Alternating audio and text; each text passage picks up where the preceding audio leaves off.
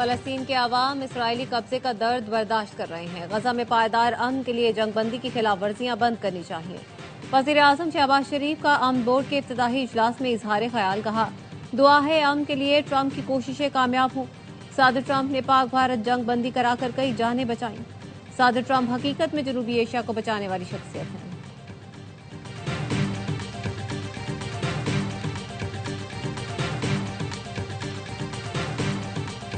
अमरीकी सदर ट्रंप की एक बार फिर वजीर आजम और फील्ड मार्शल की तारीफ। फील्ड मार्शल आसिम मुनीर को शानदार जनरल और शख्स करार दिया। ट्रंप ने कहा फील्ड मार्शल मजबूत आदमी और अच्छे फाइटर हैं। वजीर आजम शहबाज शरीफ को बहुत पसंद करता हूँ। पाक भारत जंग के दौरान शहबाज शरीफ से ताल्लुक बढ़ा। ट्रंप ने शहबाज शरीफ को गले भी लगाया।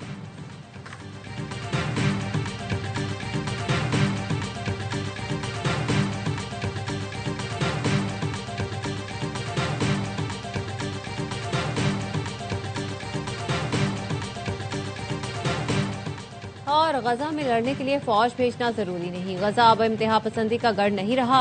अमरीकी सदर डोनाल्ड ट्रंप का गजा अमन बोर्ड के पहले इजलास से खिताब, कहा गजा की तामीर नौ के लिए अक़वाम मुत्तहिदा जापान ने फंडिंग की यकीन दहानी कराई है। चीन और रूस भी मदद कर सकते हैं। सऊदी अरब और कतर का गजा अमन बोर्ड को $1 अरब देने का ऐलान। यूएई का $1 अरब 20 करोड़ देने का ऐलान। एस्टैब्लिशमेंट और हुकूमत ने कोई डील ऑफर नहीं की। राना सनाउल्लाह का कहना है वजीर आजम तो 3 बार मुज़ाकरात के ऑफर कर चुके। अली अमीन गंडापुर ने कहा कि बानी पाकिस्तान के लिए बैठने को तैयार है। बानी की आंख का मामला आया तो पीटीआई क़यादत हमसे राब्ते में रही, इसको डील नहीं कह सकते। गजा इस्तेहकाम फोर्स का हिस्सा बनने में कोई बुराई नहीं। वजीर दिफा ख्वाजा आसिफ का कहना है पाकिस्तान अभी इसराइल से ताल्लुकात का नहीं सोच रहा, उसे तस्लीम करने का ऑप्शन ज़ेर गौर भी नहीं। फ्रांसीसी टीवी को इंटरव्यू में ख्वाजा आसिफ ने कहा अफगानिस्तान में फजाई कार्रवाई से नहीं हिचकिचाएंगे। पाकिस्तान में प्रॉक्सी जंग तालिबान और भारत की मिली भगत है। पाकिस्तान पर हमले के लिए दिल्ली और काबुल एक पेज पर हैं। भारत के साथ जंग का इम्कान अब भी मौजूद है।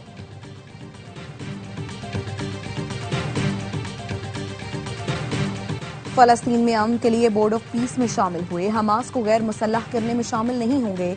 तर्जुमान दफ्तर खारिजा की ब्रीफिंग, कहा भारत को पानी को हथियार बनाने नहीं देंगे। भारतीय आबी जाहरियत और 37 माहिरे की खिलाफ वर्जी पर कानूनी तरीक़ाकार इख्तियार कर रहे हैं। दहशत गर्दी के लिए अफगान सरजमीन के इस्तेमाल पर Afghan deputy head of mission की दफ्तर खारिजा तलबी। बाजोड़ हमले पर अफगान तालिबान रजीम को एहतजाजी मरासला इरसाल किया गया।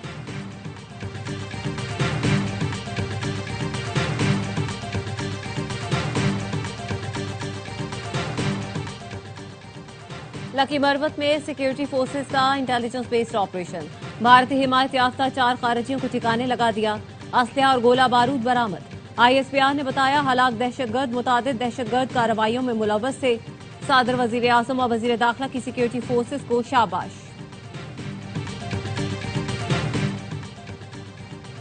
10 दिन में ईरान से मुतालिक किसी हल तक पहुंच जाएंगे। अमरीकी सदर ट्रंप का कहना है ईरान से अच्छे मुज़ाकरात हुए, मुआहिदा आसान नहीं लेकिन हम काम कर रहे हैं। ईरान के पास जौहरी हथियार होंगे तो खित्ते में अमन मुमकिन नहीं। अमरीकी मीडिया ने दावा किया है कि अमरीकी सदर ने ईरान पर हमले की टाइमलाइन तय कर ली। अमरीकी फौज इस हफ्ते के लिए तैयार है। CBS न्यूज और CNN ने अपनी रिपोर्ट में बताया कि व्हाइट हाउस में इस मामले पर मुसलसल मुशावरत जारी है। ईरान पर मुमकिन अमरीकी हमले के पेश नजर इसराइल में हाई अलर्ट। रूस ने खबरदार कर दिया। रूसी वजीर खारजा ने कहा ईरान पर अमरीकी हमले के संगीन नताइज होंगे। ये आग से खेलने के बराबर होगा। मशरिक़ वुस्ता में बढ़ती कशीदगी, बैनुल अक़वामी मार्केट में खाम तेल की कीमतों में 4.5% इजाफा।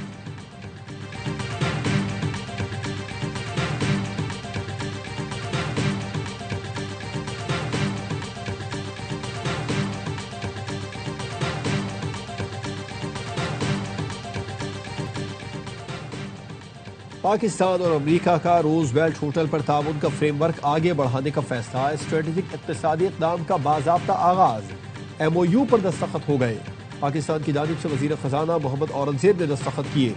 अमेरिका की जानिब से GSA administrator Edward city forest ने दस्तखत किए। तक़रीब में वज़ीर आज़म शहबाज शरीफ और अमरीकी ख़ुसूसी एलची स्टीव विटकोफ मौजूद थे।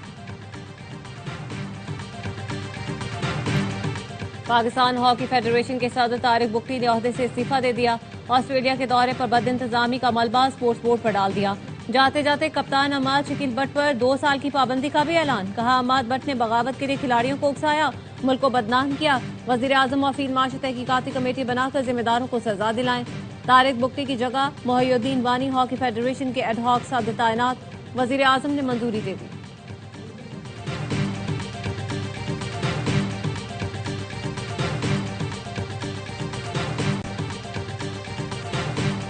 बानी पीटीआई को दूसरा इंजेक्शन 25 फरवरी को लगेगा। बिनाई मुतासिर होने पर पहला इंजेक्शन 25 जनवरी को लगा था। दूसरा टीका जेल में लगना है या अस्पताल में, अभी फैसला नहीं किया गया।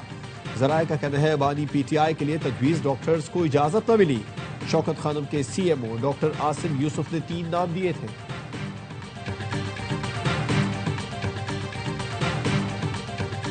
राना सना साहब, आपने कहा बानी पीटीआई को 2 बार डील की पेशकश की लेकिन वो नहीं माने। पहले ये बताएं कब, कहां और कैसे, या ये वो डील है जिसका सिर्फ आप लोगों के तसव्वुरात और आपको ही पता है?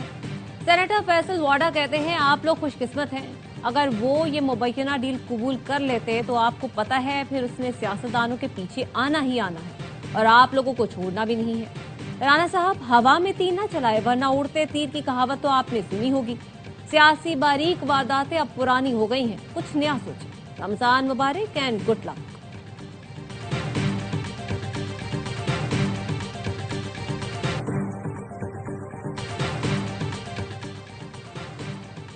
डील हुई और ना ही कोई ढील। बानी पीटीआई को किसी भी किस्म की रियायत का तासुब देना बिल्कुल गलत है। विफाकी वजीर इत्तलात अता तारड़ कहते हैं बानी पीटीआई अदालतों से सजा याफ्ता मुजरिम है, उन्हें रियायत देने से मुतालिक खबरें बेबुनियाद हैं।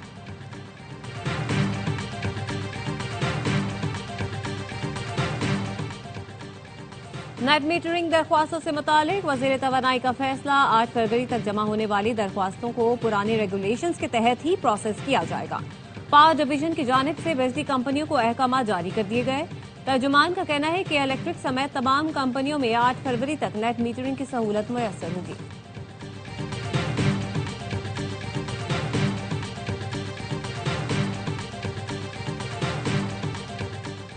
पाकिस्तान में डाटा तक रसाई और व्हाट्सएप हैकिंग में होशरुबा इजाफा। 1 साल के दौरान NCCIO को 1,57,465 शिकायत मौसूल हुई। डाटा के गलत इस्तेमाल और पब्लिक करने में 35 वेबसाइट्स मुलविस होने का इंकशाफ। धंधे में मुलविस 52 सोशल मीडिया प्लेटफॉर्म्स की निशानदही भी की गई।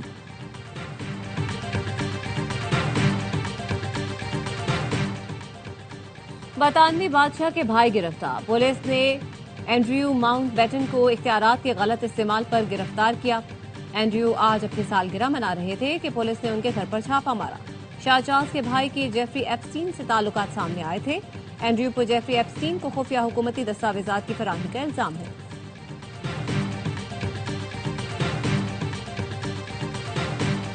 मोदी हुकूमत की AI समिट बद इंतजामिया और तनाज़ात की नजर हो गई। बिल गेट्स ने चंद घंटे पहले AI समिट में खिताब से इनकार कर दिया।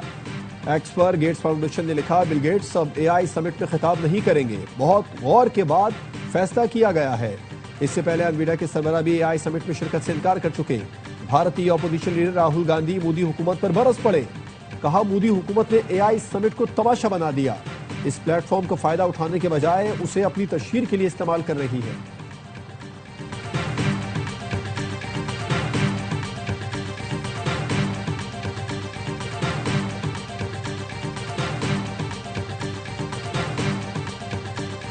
कराची में पुलिस मोबाइल में डकैती। स्पेशलाइज्ड यूनिट के सादा लिबास एहलकारों ने सुरजानी में दुकान का सफाया कर दिया। लाखों रुपए मालियत का सामान और कैश ले उड़े।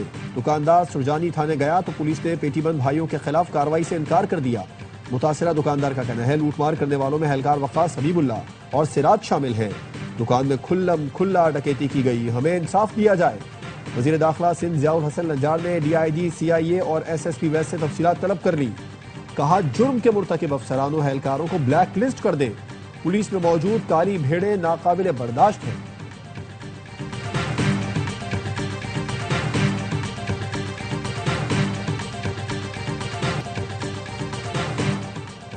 इसराइल की खुली दहशतगर्दी। मस्जिद अक्सा के इमाम को 1 हफ्ते के लिए बेदखल कर दिया।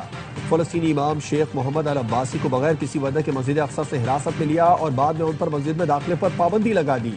इसराइली फोर्स ने यहूदी आबादकारों के दाखिले का वक्त बढ़ाकर 5 घंटे कर दिया। नमाजियों के दाखिले पर पाबंदियां मजीद सख्त कर दी। खान यूनिस में एक निहत्थे नौजवान को शहीद कर दिया।